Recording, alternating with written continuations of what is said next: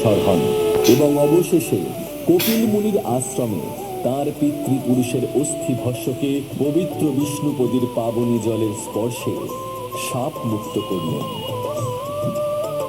গঙ্গা এবং সাগরের মিলনস্থলের এই পুণ্যভূমি আজ গঙ্গা সাগর নামে অভিহিত ও আপামর জনসাধারণের কাছে পুণ্য তীর্থরূপে পরিচিত।